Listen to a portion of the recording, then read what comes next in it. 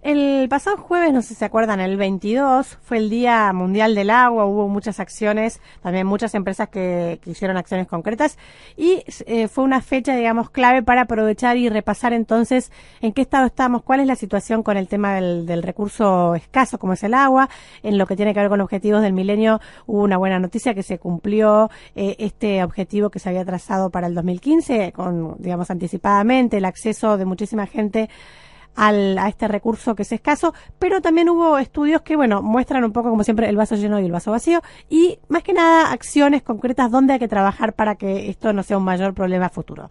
La gente de Deloitte, por ejemplo, hizo un mapeo de riesgos corporativos tomando como eje la sustentabilidad y justamente con foco en el agua. La idea es ver cuál es el futuro que se avisora para el sector hídrico y cuáles son las grandes tendencias que ya están marcando esta situación, este estado actual del agua como recurso escaso. Ya lo tenemos en línea Alfredo Pagano, socio de consultoría en sostenibilidad y cambio climático de Deloitte, que fueron los autores de este estudio, para que nos cuenten un poco más dónde estamos parados, qué es lo que se viene, cuáles son las tendencias globales que ya están impactando entonces en el uso y en el futuro de este recurso. Hola Alfredo, ¿cómo estás? Buenas tardes, ¿cómo andan? Bien, Alfredo, muchísimas gracias por acompañarnos hoy. Sabemos, bueno, la semana pasada fue el Día Mundial, el 22, el Día Mundial del Agua, y esto ayudó un poco a poner en agenda cuál es el uso, qué es lo que se viene con este recurso tan clave como es el agua, pero a su vez un recurso que hoy en muchos lugares se usa como si fuera inagotable y sabemos que es un recurso finito. Contanos un poco cómo, digamos, cuál fue el disparador para el estudio que ustedes hicieron. Bueno, mira, justamente lo que acabas de mencionar es como el principal movilizador de este estudio, porque es algo que no es tan obvio, pero a su vez tan necesario que tener presente permanentemente el hecho de que el agua es un recurso escaso. O sea, el agua potable o el agua en general es un recurso finito. El acceso no es totalmente abierto, sino que requiere de procesos de tratamiento y tenemos frente a nosotros realidades tales como un crecimiento de la población. Vos sabés muy bien todo lo que se habla en cuanto al crecimiento de la población urbana, las demandas que eso requiere y digamos el planeta sigue siendo uno solo. Uh-huh. Entonces, frente a esto, claramente lo que se necesita es empezar a tomar conciencia de que el agua no es infinita. En definitiva, de eso se trata. El estudio al que vos haces referencia creo que aborda ese tema bastante claramente en cuanto al hecho de la necesidad de que en esto se involucren todos los sectores o todos los actores de nuestra vida, el Estado, los gobiernos, la empresa privada, nosotros, cada uno de nosotros como consumidores, y sobre cada uno de estos frentes hay que trabajar.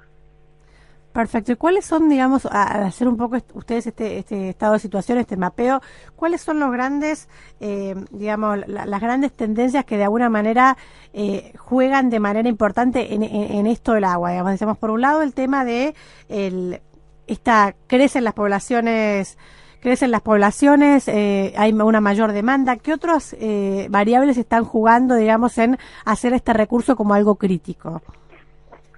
Bueno, a ver, uno de los aspectos críticos en todo esto tiene que ver, primero, hay una relación muy fuerte que tampoco es fácilmente percibida muchas veces entre lo que es la disponibilidad de agua y la generación de energía. Uh-huh. Entonces, volvemos sobre lo mismo.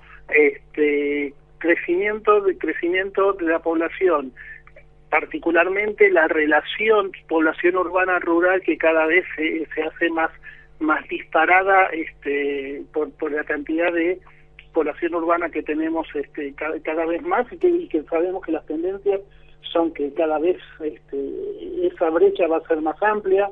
Estamos pensando que para el 2050 el 70% de la población mundial va a ser urbana y, en definitiva, esas urbanicidades, lo que van a estar requiriendo va a ser mayor energía, y para mayor energía se necesita disponer con agua. Ese es uno de los primeros puntos que uno debe tener presente y debe tener claro en la relación esta que nosotros, creo, en el informe definíamos como una relación simbiótica. Es decir, tenés no podés disociar la generación de energía o la disponibilidad de energía de lo que pase con el agua. Seguro. El otro gran tema que tiene es justamente a partir de esto, es trabajar sobre los precios. Creo que un poco nos pasa sobre todo, y esto lo veo en mi experiencia personal, cuando me toca tratar este tema con distintas personas, con distintos clientes o distintas entidades, donde pareciera que el agua es un recurso que es barato, ¿no? Claro. O sea, conceptualmente, pero el agua no me cuesta nada, el agua está de libre disponibilidad. Y en realidad lo que tenemos que empezar a tomar conciencia de que el agua va a dejar de ser barata, porque a mayor demanda, mayores procesos vamos a necesitar justamente de extracción, de procesamiento, de potabilización, de desalinización, de tratamiento de las aguas ya servidas, con lo cual todo eso implica inversiones que más tarde o más temprano van a ser requeridas y como tales van a influir necesariamente en el costo del acceso al agua. Seguro. Ahora bien, esto... La semana pasada justo hablamos con Daniel Tomasini de Naciones Unidas y lo que nos decía, hablábamos justamente de cómo pesaba el factor que en Argentina por lo menos, digamos, el agua es un recurso barato, entonces la gente no termina de tomar conciencia del uso porque no le impacta en el bolsillo. Decíamos, a largo plazo, digamos, la educación es clave para que la gente, digamos, haga un consumo más racional. Y a corto plazo también el tema de tarifas, porque cuando a uno le toca en el bolsillo, digamos, empieza, digamos, a cuidarlo, el recurso.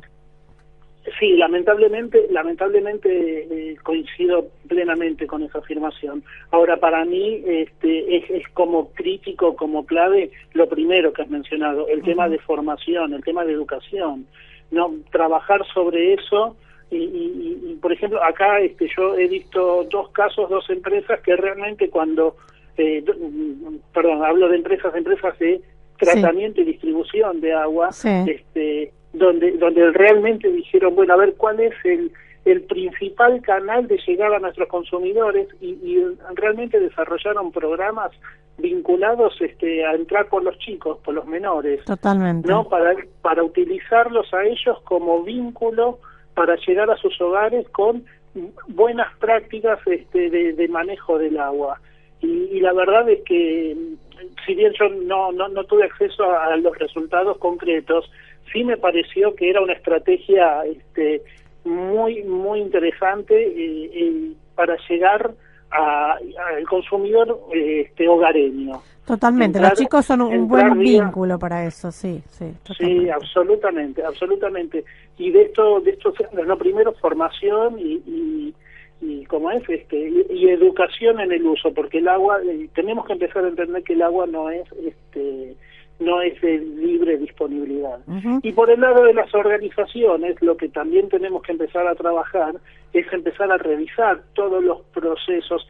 A ver, convengamos que hoy el agua está presente en cualquier proceso productivo. Si me voy a la industria en general, en cualquier proceso productivo, en mayor o menor medida, tenemos agua en el medio. Y lo que tenemos que empezar a revisar es si esos procesos no son susceptibles de ser mejorados. También tuve algunas experiencias, una muy interesante en una empresa de manufactura, donde realmente ellos empezaron y se plantearon objetivos muy ambiciosos, donde ellos se plantearon en tener un crecimiento, no recuerdo bien si eran 5 o 7 años, un crecimiento en la producción de casi el 40%, pero utilizando la misma cantidad de recursos que estaban usando actualmente en su proceso productivo. Totalmente. O sea, cómo crecer sin comprometer, digamos, los recursos naturales. Absolutamente. El resultado de eso fue que, obviamente, primero había las grandes ganancias en el ahorro de los recursos iban a venir a partir de la inversión en tecnología, en la mejora de los procesos. pero había una brecha inicial que tenía que ver por revisar qué era lo que estaba sucediendo en ese momento y empezar a identificar factores en los cuales se estaba perdiendo, entre comillas, se estaba derrochando agua en este proceso productivo. Y voy a decir una pavada probablemente, pero estamos hablando de hacer una recorrida por la planta, identificar canillas descuidadas o cañerías en mal estado, y ahí simplemente haciendo unas mínimas reparaciones, algunos pequeños ahorros ya se iban a suceder. Por supuesto que con eso no iban a lograr la meta que estaban planteando, o sea, a 5 años, ahora que lo recuerdo, era a 5 años. Pero empezábamos por algo. Sí, algo bien concreto como punto de arranque, que a veces, si no, parece como algo digamos, como inabarcable, ¿no? Tal cual. Yo lo escuchaba ayer justamente en una reunión, estaba Sebastián Vigorito, sí, del SEAT, el director ejecutivo del SEAT, y que nos daba un ejemplo muy bueno, me pareció interesantísimo, porque él decía, una taza de café que tenga un cuarto litro, uno primariamente tiende a pensar, bueno, estoy consumiendo un cuarto litro de líquido, donde la principal componente es el agua. Entonces dice, pero en realidad en un proceso productivo de 1 kilo de café se consumen 21 litros de agua. Totalmente. Uno a veces no conoce la parte de atrás, digamos. Tal cual. Con lo cual, realmente, muchas veces tenemos que empezar a tomar conciencia de estas cosas, porque claramente tenemos un desafío por delante muy importante. Y el último punto que me viene a la memoria ahora tiene que ver con la necesidad de aprovechar las economías de escala, porque acá digo, esto es un problema global. A ver, esto no estamos hablando que esto no pasa en Argentina o en Latinoamérica o en Buenos Aires, no, esto es un problema a nivel mundial. Entonces, lo que tenemos que empezar a generar son los espacios para que la investigación tecnológica que nos permita aprovechar la calidad del agua, el mejoramiento del agua, tiene que venir a partir de las economías de escala, que luego puedan sí ser implementadas localmente. Pero realmente tenemos por delante un desafío muy grande, y me parece que ahí el accionar global y conjunto va a ser fundamental. Totalmente. Bueno, Alfredo, muchísimas gracias por la comunicación, por compartir los resultados de este estudio que hicieron desde Deloitte, y bueno, aprovechar para repasar algunos de estos temas justamente a muy pocos días de la conmemoración del Día Mundial del Agua. De acuerdo, muchas gracias a ustedes por el espacio. Chao, muchísimas gracias, hasta luego. Buenas tardes. Era Alfredo Pagano, socio de consultoría en sostenibilidad y cambio climático de Deloitte.